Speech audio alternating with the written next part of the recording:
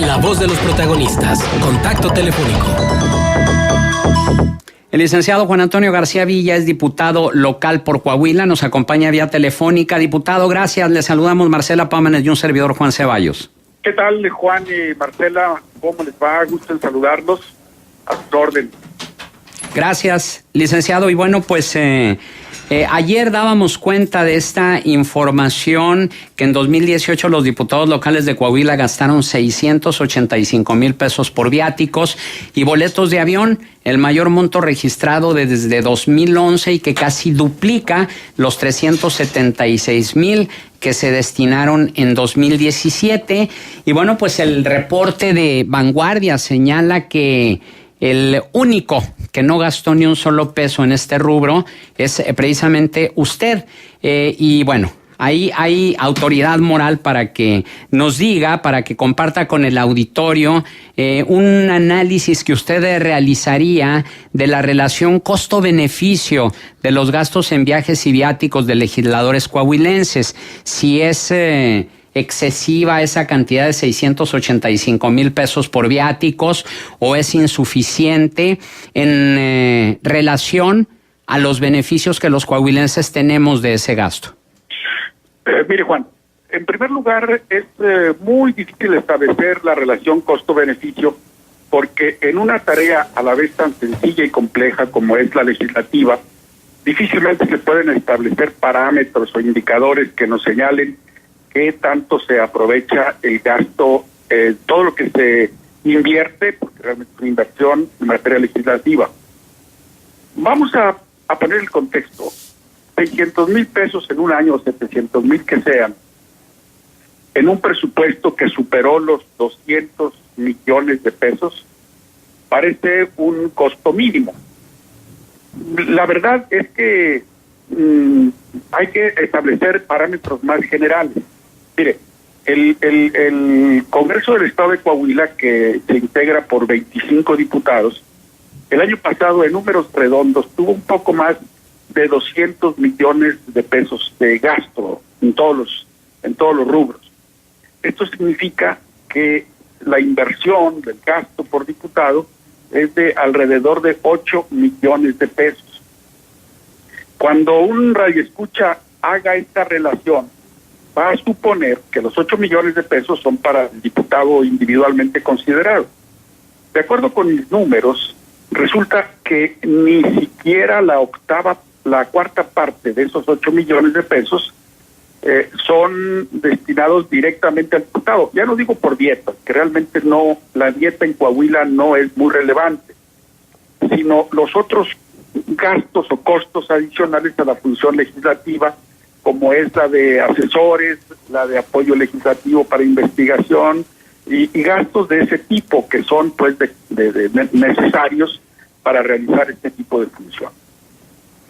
Hay un estudio muy interesante que realiza cada año desde hace 3 el INCO, que establece este indicador costo del Congreso por diputado. Hay cosas realmente increíbles. Por ejemplo, el costo en el caso del Distrito Federal es altísimo, del orden de 36 millones de pesos por diputado. Acá andamos en 8.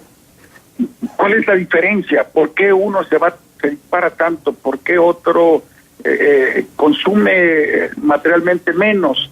¿O por qué Puebla tiene un costo de 3,5 millones de pesos por diputado y Coahuila 8? Es complejo el tema, es complicado, y más aún establecer el beneficio que eso se obtiene, que pudiera ser a largo plazo o no muy visible, para que la función del diputado tenga eficacia. Yo apostaría más a que un diputado rinde, no como lamentablemente lo señalan algunas organizaciones ciudadanas que miden la eficacia del diputado por asistencias. Claro, la asistencia es importante. Por cierto, en el Congreso del Estado de Coahuila es raro el diputado que falta, casi no hay ausencia, son verdaderamente raros. Pero hay mucha fiebre por participar en tribuna, para decir cualquier cosa, porque eso se los está midiendo por ahí un barómetro, un termómetro, una medición, o presentar iniciativas o puntos de acuerdo, la mayoría de los cuales no tienen realmente ningún sentido, o sea, son de una obviedad que no merece la pena.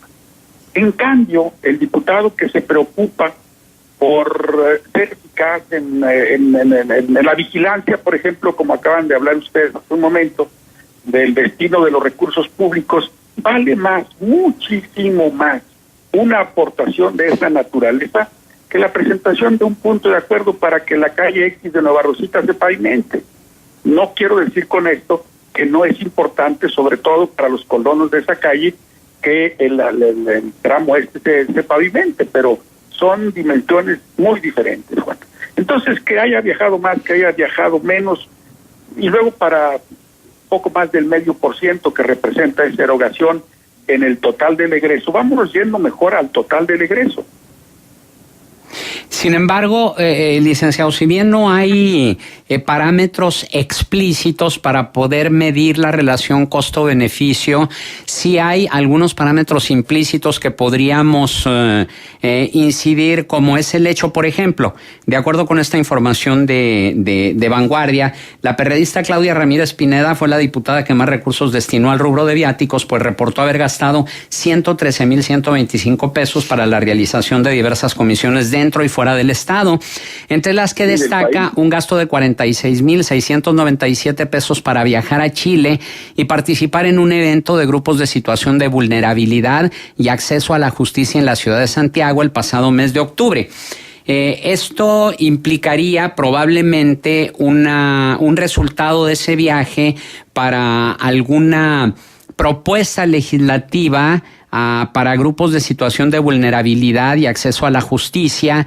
Y la pregunta es, ¿se dio este resultado? Es decir, ¿en qué se tradujeron esos 46,697 pesos del viaje a Chile en alguna actividad legislativa en la que se justificara ese gasto? Sí, tiene razón. Yo en lo personal no advierto específicamente en este caso esa relación. Miren, da pena decirlo, pero más bien creo que esos excesos en los que han incurrido las dos diputadas, por cierto, supuestamente de oposición, una del PRD y la otra de Morena, están en función de que en los aspectos sustantivos no cumplen verdaderamente su trabajo legislativo, porque son los votos que le aportan al PRI la posibilidad de tener mayoría en temas que el PRI no quiere aceptar. Esa es la verdadera importancia.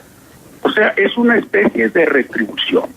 Yo, por lo tanto, no esperaría ningún beneficio, que advierto, a veces no es fácil de observar o de verificar un beneficio, porque puede no ser inmediato.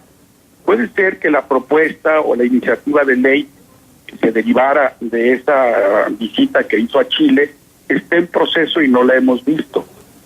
Puede ser que la presente y se le deseche. Puede ser que la presente y administrativamente no sea eficaz. Por lo mismo, es muy difícil medir de esa manera el trabajo legislativo. No quiero decir que no se deba medir, sí, pero bajo parámetros, bajo indicadores perfectamente claros y que conceptualmente sean correctos. Uh-huh. Entonces, en resumen, yo creo que estas diputadas gastan eso por otra razón, porque es una forma de cómo el grupo oficialista las tiene contentas, las tiene a su servicio, para que cada vez que se ofrezca, pues sean quienes hacen la diferencia en una votación verdaderamente importante. Entonces, este tipo de gastos, en lugar de tener un beneficio, indirectamente tienen un perjuicio, y un perjuicio grave para la ciudadanía de Coahuila y para el buen funcionamiento de la gestión gubernamental. Ese es la verdadera forma de medir esto, el costo-perjuicio, uh-huh. La verdad. Licenciado, buenos días. Le saluda Marcela Pámanes. Y ya que estamos en los terrenos de la evaluación de los legisladores y el costo-beneficio, no nada más de lo que tiene que ver con viajes, sino, como usted decía, pues de una dieta que a lo mejor no es muy alta, no es muy grande el salario, pero finalmente están ahí por algo y para algo, ¿no? Dicen que por vocación de servicio, yo quisiera pensar que es así, pero bueno, a donde voy es a lo siguiente.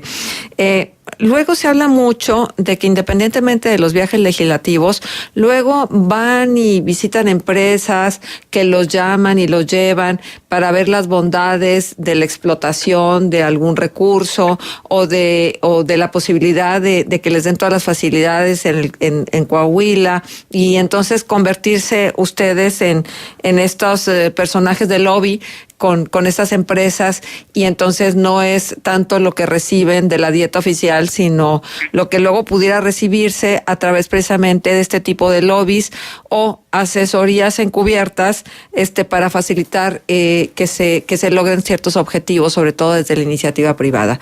¿Qué se puede hacer al respecto y si esto ocurre en el Congreso de Coahuila? Pues en primer lugar lo que se tiene que hacer es regular el cabildeo. Coahuila, a diferencia de lo que ya ocurre en el Congreso de la Unión, no tiene en su regulación interna, en su ley orgánica, en un reglamento que hoy por hoy no existe, reglas claras y específicas para el cabildeo, porque el cabildeo hay en todos los parlamentos del mundo. No nos debe asustar, porque siempre esté presente, como en efecto así es, la posibilidad de la cooptación, incluso de la corrupción o del pago indirecto de ese tipo de favores, digamos, de corte legislativo. Entonces, lo que se tiene que hacer en primer lugar es regular el cabildeo. En segundo, pues establecer una estricta vigilancia para que, ya regulado, pues se cumplan las regulaciones y desde luego que la regulación sea eficaz, que sea la adecuada para evitar este tipo de situaciones a las que usted hace mención, Marcela. Ajá. Bueno, ¿y habrá alguna propuesta o no? ¿Nadie ha sugerido algo al respecto? Sí, nosotros la tenemos en nuestra agenda legislativa, pero hay un problema. Introducir medidas de este corte en la ley orgánica del Congreso implica ahora contar con el voto favorable de las 2/3 partes, lo cual es absurdo. Primero, porque en la Constitución no se establece que la ley orgánica se reforme con la aprobación de las 2/3 partes de los diputados presentes cuando se discute un tema de esta naturaleza, es decir, de la ley orgánica del Congreso, porque fue el regalo que nos dejó en los últimos 5 días la anterior legislatura, que le puso un candado excesivo a las reglas que regulan el funcionamiento del Congreso, porque tenían el temor de que en general, habiendo 15 diputados de oposición, que ya vimos que finalmente hasta ahora quedan 12, el PRI pudiera ser objeto de eliminación de las canonjías que tenía como grupo mayoritario apenas por un diputado con respecto a los demás grupos parlamentarios. Entonces, la primera dificultad que nos vamos a encontrar en la propuesta de regular el cabildeo es que tendríamos que contar con 17 votos cuando menos. Hoy por hoy, la auténtica oposición solo suma 12. Ajá. Ustedes dirán, bueno, pero una cosa tan obvia, tan necesaria, ¿se va a aprobar? Pues no, aún cosas más obvias, más ingentes, más claras, a veces de injusticia crasa, no son aprobadas por diferencia de un diputado. Y estas 2 diputadas que acabo de señalar, pues se han caracterizado por estar del lado oficialista, y ahora cada vez de manera más descarada, porque acude el coordinador del PRI, les da instrucciones delante de nosotros. Ya se ha llegado a un descaro increíble en el trato legislativo en el actual Congreso del Estado. Uh-huh. Ahora, licenciado, de mi parte, quisiera conocer por último, ¿cómo se vive la austeridad al interior del Congreso de Coahuila? ¿Verdaderamente están limitándose los gastos? Bueno, no podemos decir que hay una austeridad a tope, pero pues sí hay limitaciones en los grupos parlamentarios como el nuestro. No vemos que exista la misma austeridad en el grupo priista y menos aún en los que son sus aliados. De hecho, yo conozco diputados del PRI que se quejan del favoritismo de que gozan los diputados que hacen la mayoría. De ahí, eso explica, por ejemplo, los viajes de estas señoritas, ¿no? Ajá. Por otra parte, licenciado, y aprovechando su presencia, como coordinador de la Comisión de Auditoría Gubernamental y Cuenta Pública. Hace unos momentos tuvimos a Luis Alfredo Medina, coordinador de investigación del Observatorio de la Laguna, que nos habló de los excedentes presupuestarios y el gasto en obra pública de Coahuila. Y él comentaba aquí al aire de que el Observatorio de la Laguna ha hecho varias solicitudes de información para que se dé a conocer a dónde fueron a dar los excedentes presupuestarios de años anteriores del gobierno del estado, que de acuerdo con la ley deben ser destinados a obra pública o a deuda pública. Sin embargo, se desviaron a otros rubros, como es el de publicidad, el del mismo gasto público en general, y no para el destino que se tiene. Usted, como coordinador de Auditoría Gubernamental y Cuenta Pública del Congreso de Coahuila, ¿tiene conocimiento de cuál fue el destino de esos excedentes o lo han solicitado a la Secretaría de Finanzas del Estado? Bueno, sí lo hemos solicitado, sobre todo en el curso del año anterior, pero ahora ya tenemos los datos a través de los 4 informes trimestrales de lo ocurrido en materia financiera, tanto en el gobierno del estado como en los 38 municipios. Falta aún la presentación de la cuenta pública anual, digamos, global. Pues ya conocemos la información con la presentación del informe trimestral a septiembre que se presentó el pasado 31 de enero por parte de todos los entes auditables. ¿Qué fue lo que ocurrió? Curiosamente, todos los capítulos de gasto público se excedieron, empezando por el de servicios personales en 800 y tantos millones de pesos, el de gastos generales en más de 1,000 millones, etcétera, etcétera. El único capítulo que disminuye, curiosamente, casualmente, es el de inversión pública, casi 400 millones de pesos. Ya de por sí, lo que se destina a inversión pública en los últimos años en el estado de Coahuila es un porcentaje mínimo que ronda el 7%, cuando los estándares señalan que debe ser cuando menos del 15%. Y todavía a eso se le agrega que de lo que se autoriza el presupuesto se invierte menos. Estamos realmente en una situación muy complicada.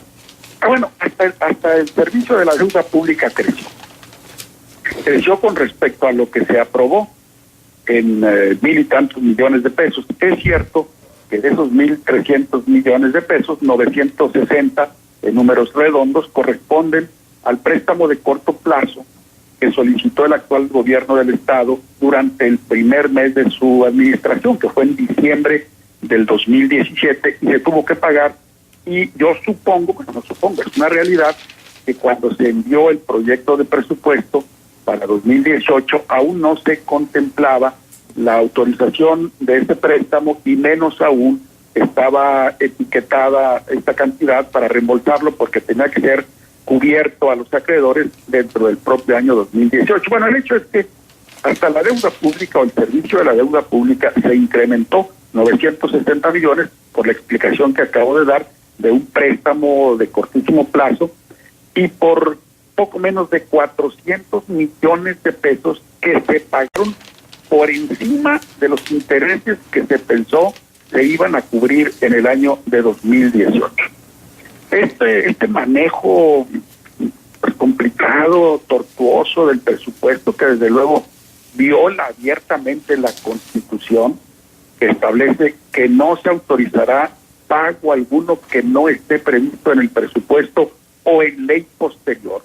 Nosotros lo que hemos demandado es que si hay necesidad, porque los ingresos fueron superiores a los previstos, porque fueron inferiores, de efectuar un ajuste al presupuesto en el curso del ejercicio, pues se solicita al Congreso como debe ser.